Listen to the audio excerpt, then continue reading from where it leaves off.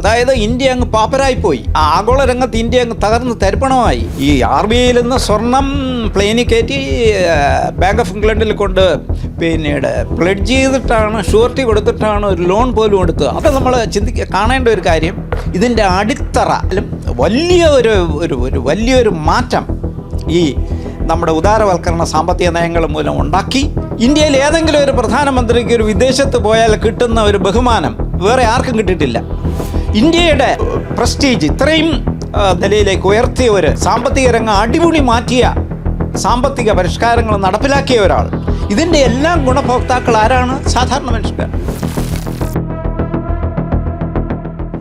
നമസ്കാരം. ആദ്യം തന്നെ ഇന്ത്യയുടെ മുൻ പ്രധാനമന്ത്രിയായ മൻമോഹൻ സിംഗിന് ആദരാഞ്ജലികൾ അർപ്പിച്ചുകൊണ്ട് തന്നെ ആരംഭിക്കട്ടെ. അദ്ദേഹം ഇന്ത്യയുടെ പ്രധാനമന്ത്രിയായിരുന്ന മൻമോഹൻ സിംഗ് ഇന്ത്യയുടെ സമ്പദ്ഘടനയിൽ സമൂലമായ മാറ്റങ്ങൾ സൃഷ്ടിച്ച ഒരു വ്യക്തിയായിരുന്നു. എന്തായാലും ഈയൊരു കാലഘട്ടത്തിൽ പ്രധാനമായും ദ ഇന്ത്യൻ എക്കോണമി സിൻസ് 1991 എന്ന പുസ്തകം എഴുതിയ, അതുകൂടാതെ 5ാം ധനകാര്യ കമ്മീഷൻ അധ്യക്ഷൻ കൂടിയായിരുന്ന ഡോക്ടർ BA പ്രകാശ് സാറാണ് നമ്മളോടൊപ്പം ഇപ്പോൾ ഉള്ളത്. എന്തൊക്കെയാണ് ശ്രീ മൻമോഹൻ സിംഗ് പ്രധാനമന്ത്രി ആയതിനു ശേഷം ഇന്ത്യയുടെയും കേരളത്തിൻ്റെയും സമ്പദ്ഘടനയിൽ വന്ന മാറ്റങ്ങൾ എന്തൊക്കെയായിരുന്നു എന്ന് അദ്ദേഹം തന്നെ നമ്മളോട് വിശദീകരിക്കുകയാണ്. ഇന്ത്യയുടെ മുൻ പ്രധാനമന്ത്രിയായിരുന്ന മൻമോഹൻ സിംഗ് അന്തരിച്ചിരിക്കുകയാണ്.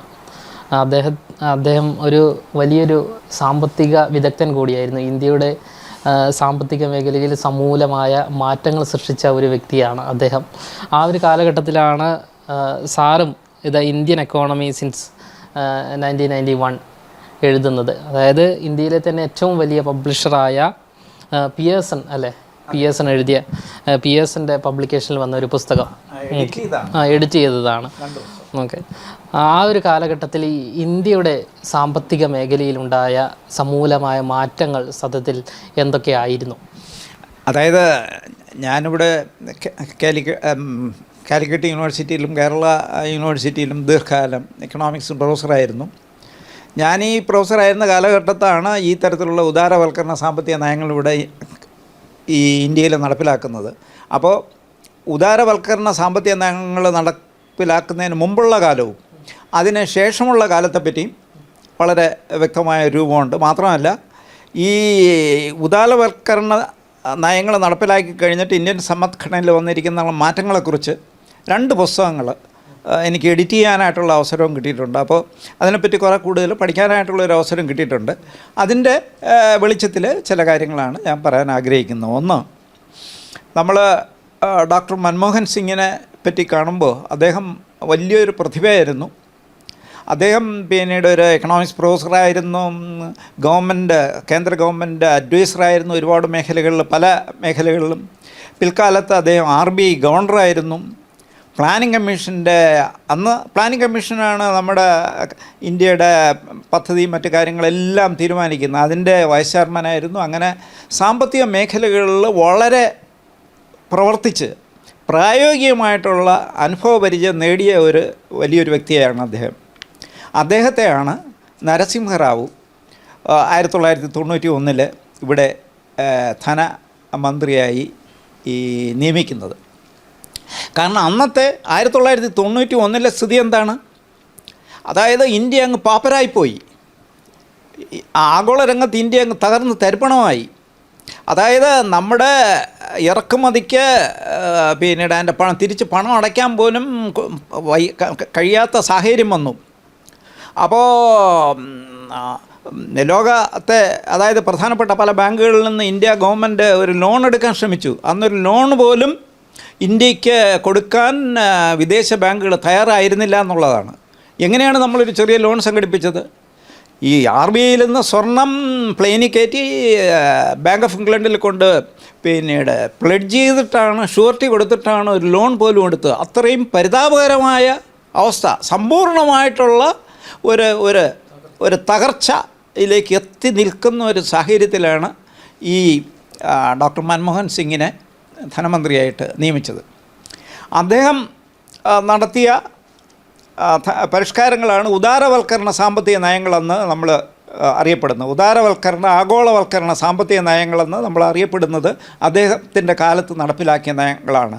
അത് പെട്ടെന്നിങ്ങനെ ഒരു ദിവസം കൊണ്ട് നടപ്പിലാക്കിയതല്ല എന്ന് മനസ്സിലാക്കണം. അതായത് അദ്ദേഹം ധനമന്ത്രിയായിരുന്നിട്ട് ആദ്യത്തെ ഫസ്റ്റ് പടിപടിയായിട്ട് ഓരോ വർഷവും ആദ്യം ഇതിൻ്റെ നടപടികൾ പ്രഖ്യാപിച്ചു, പ്രധാനപ്പെട്ട നയങ്ങളും നടപടികളും ആദ്യത്തെ ബഡ്ജറ്റ് പ്രഖ്യാപിച്ചു 91.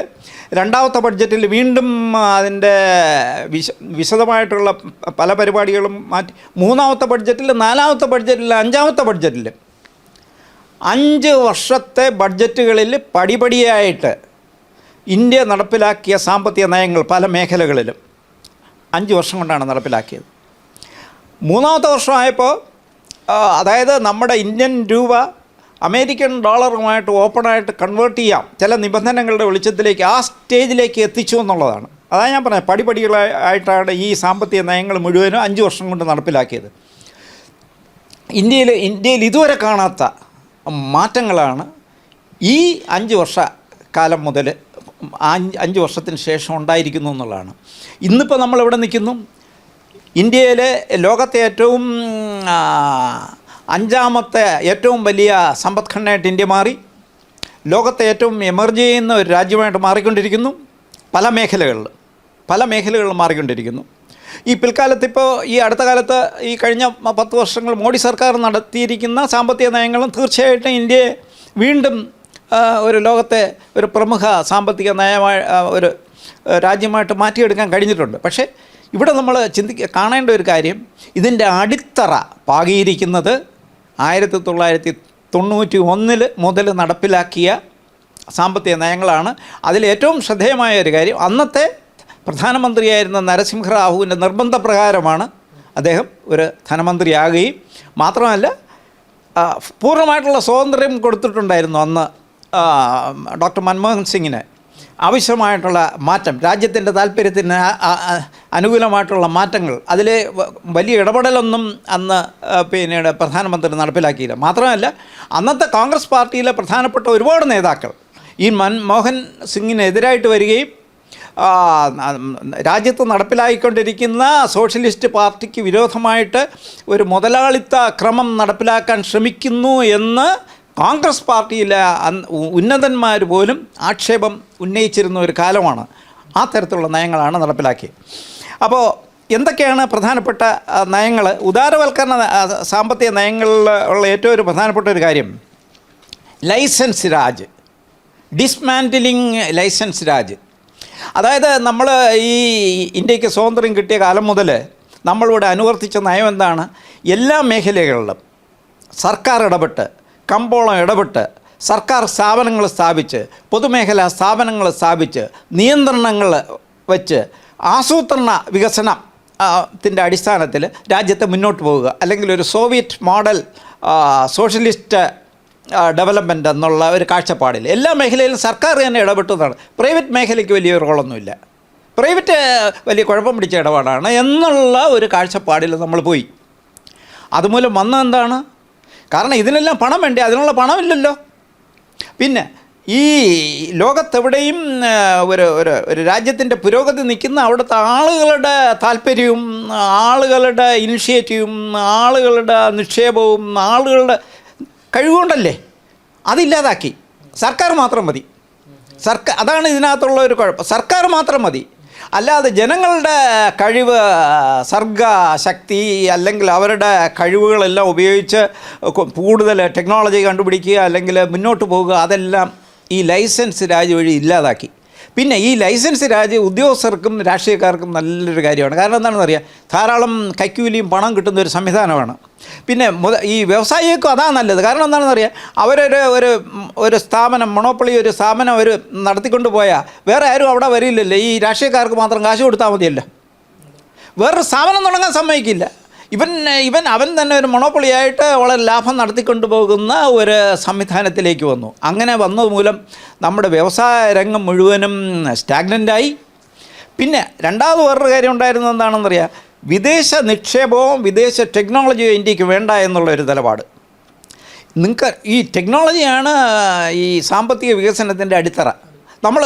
നമ്മളതിൽ ഇന്ത്യ പോലുള്ള രാജ്യത്ത് മോഡേൺ ടെക്നോളജി ഇല്ലല്ലോ.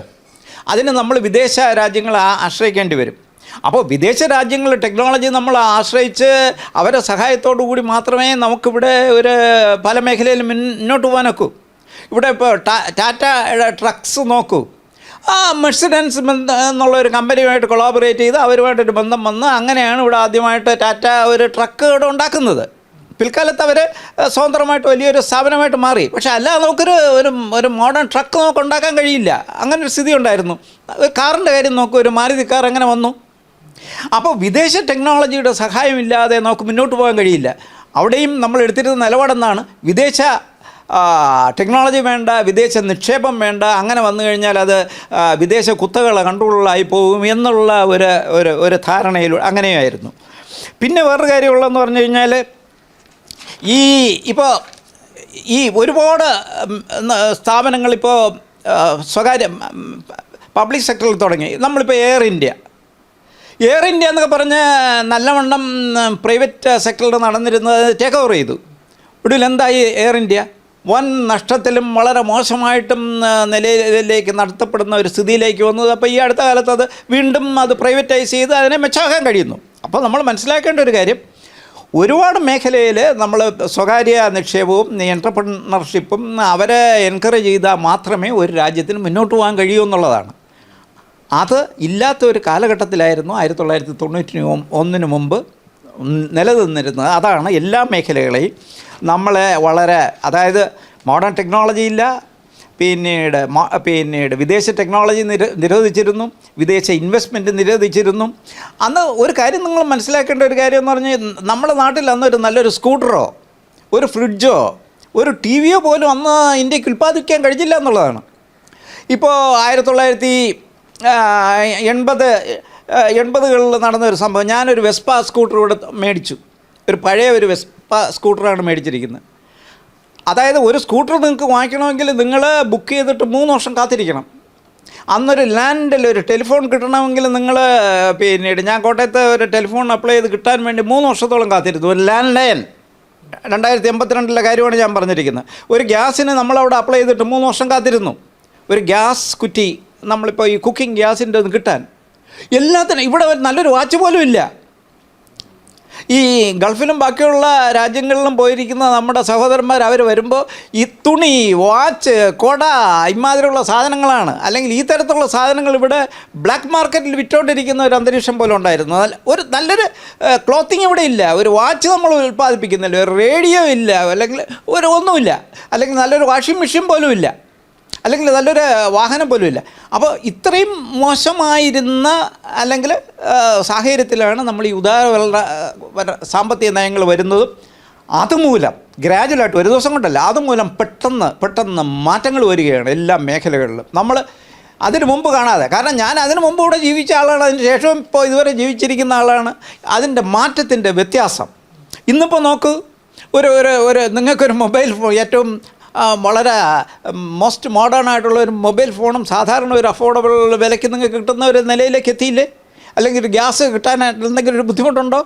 അല്ലെങ്കിൽ അതുപോലെ മനുഷ്യന് നല്ലൊരു ഒരു വാഷിംഗ് മെഷീനോ അതുപോലുള്ള ഏതെങ്കിലും ഒരു ഉപകരണം മനുഷ്യന് ആവശ്യമായിട്ടാണല്ലോ. അപ്പോൾ അവിടെ ഇപ്പോൾ ഒരു കാര്യം എന്ന് പറഞ്ഞു കഴിഞ്ഞാൽ, ഇത് വിദേശ കമ്പനികളുടെ സഹായത്തോടു കൂടിയാണ് നമ്മൾ പ്രൊഡ്യൂസ് ചെയ്യുന്നതെന്ന് വെച്ചോട്ടെ, പക്ഷേ ഇത്രയും നല്ല സാധനം നമ്മുടെ നാട്ടിൽ കിട്ടുകയില്ലേ? ഇന്ന് ലോകത്ത് വേറെ ഏത് രാജ്യങ്ങളായിട്ട് കമ്പയർ ചെയ്ത് കഴിഞ്ഞാലും ഈ സാധാരണ മനുഷ്യന് ആവശ്യമായിട്ടുള്ള ഈ തരത്തിലുള്ള പ്രോഡക്റ്റ്സ് എല്ലാം ഇന്ത്യയിൽ ഉണ്ടാക്കുന്നു, അല്ലെങ്കിൽ വിദേശ കമ്പനികൾ അവരുടെ ഫാക്ടറികൾ സ്ഥാപിച്ചുകൂടെ ഉണ്ടാക്കുന്നു, നമുക്കിവിടെ ഉണ്ടാകുന്നു എന്നുള്ള സ്ഥിതിയിലേക്ക് നമ്മൾ എത്തി നിൽക്കുന്നു. നേരത്തെ ആണെങ്കിൽ ഇതെല്ലാം നമ്മൾ വിദേശത്തേക്ക് ഇറക്കുമതി ചെയ്യണം, അങ്ങനെ ഒരു സാഹചര്യം ഉണ്ടായിരുന്നു. അങ്ങനെ ഈ സാമ്പത്തിക മേഖലകളിൽ എല്ലാവരും വലിയൊരു മാറ്റം ഈ നമ്മുടെ ഉദാരവൽക്കരണ സാമ്പത്തിക നയങ്ങൾ മൂലം ഉണ്ടാക്കി. ഇന്ത്യ ഒരു തരത്തിൽ പറഞ്ഞു കഴിഞ്ഞാൽ വലിയൊരു കുതിപ്പ്. പിന്നെ ഈ ഡോക്ടർ മൻമോഹൻ സിംഗിൻ്റെ കാര്യത്തിൽ രണ്ടാമതൊരു കാര്യം എന്ന് പറഞ്ഞാൽ, അദ്ദേഹം ഇവിടെ 10 വർഷം ഇവിടെ പ്രധാനമന്ത്രിയായിരുന്നു എന്നുള്ളതാണ്. ഇന്ത്യയിൽ ഏതെങ്കിലും ഒരു പ്രധാനമന്ത്രിക്ക് ഒരു വിദേശത്ത് പോയാൽ കിട്ടുന്ന ഒരു ബഹുമാനം വേറെ ആർക്കും കിട്ടിയിട്ടില്ല. ഇപ്പോൾ നെഹ്റുവൊക്കെ ഉണ്ടായിരുന്നു, വേറൊരു പൊളിറ്റിക്കൽ ലെവലിലാണ്. പക്ഷേ എവിടെയെല്ലാം ഡോക്ടർ മൻമോഹൻ സിംഗ് പോയിട്ടുണ്ടോ, അമേരിക്കയിലായാലും ശരി തന്നെ, ഏത് രാജ്യത്ത് പോയാലും അവിടെയുള്ള പ്രസിഡൻറ്റോ അല്ലെങ്കിൽ പ്രധാനമന്ത്രിമാരും വളരെ റെസ്പെക്റ്റോടു കൂടിയും വളരെ ബഹുമാനത്തോടു കൂടിയും മാത്രമേ ഡോക്ടർ മൻമോഹൻ സിംഗിനെ കണ്ടിരുന്നു എന്നുള്ളതാണ്. ഞങ്ങളെല്ലാം അദ്ദേഹത്തിൻ്റെ പിന്നീട് അഡ്വൈസ് കേൾക്കാൻ തയ്യാറാണ് എന്നുള്ള നിലയിലാണ് അവരൊക്കെ സംസാരിച്ചിരുന്നു എന്നുള്ളതാണ്. അപ്പോൾ ഇന്ത്യയുടെ പ്രസ്റ്റീജ് ഇത്രയും നിലയിലേക്ക് ഉയർത്തിയവർ, ഇന്ത്യയുടെ പിന്നീട് സാമ്പത്തിക രംഗം അടിപൊളി മാറ്റിയ സാമ്പത്തിക പരിഷ്കാരങ്ങൾ നടപ്പിലാക്കിയ ഒരാൾ, ഇതിൻ്റെ എല്ലാം ഗുണഭോക്താക്കൾ ആരാണ്? സാധാരണ മനുഷ്യർ. അപ്പോൾ സാധാരണ ഇതിലിപ്പോൾ പലരും പറയുന്ന ഇതിൻ്റെ എല്ലാം ഗുണം ഭോക്താക്കൾ കോർപ്പറേറ്റുകളാണ്, വൻകിട മുതലാളിമാരാണ്. തീർച്ചയായിട്ടും അവരാണല്ലോ ഇതൊക്കെ ഉൽപ്പാദിപ്പിക്കുകയും നടത്തിക്കൊണ്ടിരിക്കുന്നത്. നമ്മുടെ ഒരു ക്യാപിറ്റലിസ്റ്റ് സംവിധാനത്തിൽ അവർക്ക് കൂടുതൽ മെച്ചം കിട്ടും. പക്ഷേ അവർ കുറേ ആനുകൂല്യം കിട്ടിക്കഴിഞ്ഞാൽ സാധാരണക്കാരനെല്ലാം അവൈലബിൾ ആകുന്നില്ലേ? നിങ്ങൾക്കൊരു ടെലിഫോൺ മോഡേൺ ടെലിഫോൺ ഇവിടെ ഇത് കിട്ടുന്നില്ലേ? അല്ലെങ്കിൽ നിങ്ങൾക്കൊരു കാറ്, ഏറ്റവും മെച്ചപ്പെട്ട ഒരു കാറ് കിട്ടുന്നില്ലേ? ഒരു വാഷിംഗ് മെഷീൻ കിട്ടുന്നില്ലേ? ജനത്തിന് ജീവിക്കാനായിട്ടുള്ള കൺസ്യൂമർ ഗുഡ്സ് ഇവിടെ കുറഞ്ഞ വിലയ്ക്ക് കിട്ടുന്നില്ലേ? അപ്പോൾ ആ തരത്തിലുള്ള വലിയ മാറ്റം ആണ് ഈ സാമ്പത്തിക നയങ്ങൾ മൂലം ഇന്ത്യയിൽ ഉണ്ടാക്കിയത്. അത് ഒരുപക്ഷെ ഞാനിപ്പോൾ ഈ മേഖലയിൽ ഇതിന് മുമ്പും അതിന് ശേഷമുള്ള കാലവും കാണുന്ന ഒരാളെന്നുള്ള നിലയിൽ, ഇതിനെപ്പറ്റി പഠിക്കുന്ന ഒരാളെന്നുള്ള നിലയിൽ ഇതിനെ കാണുമ്പോൾ നമ്മൾ വലിയ ഒരു ഇന്ത്യക്ക് നമ്മൾ പ്രതീക്ഷിക്കാത്ത തരത്തിൽ ഈ തരത്തിലുള്ളൊരു മാറ്റം വരുമോ എന്ന് പോലും 1991 മുമ്പ് ഞങ്ങളാരും, അല്ലെങ്കിൽ അന്ന് സാമ്പത്തിക മേഖലയിൽ പ്രവർത്തിച്ചിരുന്ന ആരും കണ്ടിട്ടില്ല. ഇത്രയും വലിയൊരു മാറ്റം ഈ 91 കാലത്തിനുള്ള ശേഷം വരുമോ എന്ന് കണ്ടിട്ടില്ല. വേറൊരു വളരെ ഇൻട്രസ്റ്റിംഗ് ആയിട്ടുള്ളൊരു കാര്യം, ഈ സാമ്പത്തിക പരിഷ്കാരങ്ങൾ നടപ്പിലാക്കുന്ന കാലഘട്ടത്തിൽ ഇവിടെ വലിയ ചർച്ചകൾ നടന്നിരുന്നു. അതിൽ വളരെ അപൂർവം എക്കോണമിസ്റ്റുമാർ മാത്രമേ ഇത് അനുകൂലിച്ചിട്ടുള്ള ആളുണ്ട്.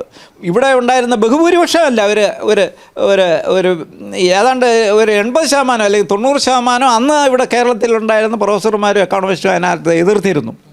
ഞാൻ അനുകൂലിച്ചും ബാക്കിയുള്ളവരെല്ലാവരും എതിർത്ത് സംസാരിക്കുന്ന ഒരുപാട് വേദികൾ, ഈ ചില കോളേജുകളിലൊക്കെ ഞങ്ങൾ ഇതിനെ ചർച്ചയ്ക്ക് വിളിക്കുമ്പോൾ എന്നെ വിളിക്കും, അതിനെ എതിർക്കാനായിട്ട് വേറൊരാളെയും വിളിക്കും. കാരണം ഇപ്പോൾ കോളേജിൽ പോയി നമ്മൾ ഇതിനെപ്പറ്റി ഒരു ചർച്ച നടത്തുമ്പോൾ കുട്ടികൾക്കും അവർക്ക് 2 പോയിൻ്റ് കിട്ടാൻ വേണ്ടി, കാരണം ഇതിനെ അനുകൂലിക്കുന്ന ആൾ ഞാനാണ്, അനുകൂലിക്കുന്ന ആളുടെ കുറച്ചേ ആളുകളുള്ളൂ, ബാക്കിയുള്ളവർ എതിർക്കുന്ന ആളുകളായിരുന്നു അന്ന് കൂടുതലും. അവരൊക്കെ വിശ്വസിച്ചിരുന്ന സർക്കാർ ഇടപെടൽ മൂലം കാര്യങ്ങളെല്ലാം മെച്ചമാകും എന്നുള്ളതാണ്. പക്ഷേ ഈ കേരളത്തിൻ്റെ വികസനവും ക്ലോസായിട്ട് വാച്ച് ചെയ്ത ഒരാളെന്നുള്ളതിൽ ഞാൻ കണ്ട ഒരു കാര്യം എന്ന് പറഞ്ഞു കഴിഞ്ഞാൽ, ഈ പൊതുമേഖല അല്ലെങ്കിൽ പൊതു സ്ഥാപനങ്ങളൊക്കെ തന്നെ അത് നല്ല ലക്ഷ്യത്തോടുകൂടി തുടങ്ങിയെങ്കിലും പിൽക്കാലത്ത് അത് ജീർണിച്ചു പോവുകയും, അത് ജീർണിക്കുന്ന ഒരവസ്ഥ, അല്ലെങ്കിൽ അവിടെയൊക്കെ രാഷ്ട്രീയ താല്പര്യങ്ങൾ, വ്യക്തി താല്പര്യങ്ങൾ, ബാക്കിയുള്ള താല്പര്യങ്ങളിലേക്ക് അധപതിച്ചു പോകുന്ന ഒരു സ്ഥിതി വന്നു. അതിപ്പോൾ കേരളത്തിൽ നമുക്ക് കാണാം. ഇന്നത്തെ കേരളത്തിൻ്റെ ധനപ്രതിസന്ധിയുടെ റൂട്ട് കോസ് നമ്മളിപ്പോഴും കേരളത്തിൽ ഇപ്പം മുഴുവനും വിട്ടിട്ടില്ല. ഇപ്പോഴും നമ്മൾ എല്ലാം കൂടുതലും കുറേയൊക്കെ മാറിക്കഴിഞ്ഞു. മാർക്സിസ്റ്റ് പാർട്ടിയും അവരൊക്കെ വളരെയധികം മാറി, അവരും ഈ നിലയിലേക്ക് ഇപ്പോൾ എത്തിക്കഴിഞ്ഞിരിക്കുന്നു.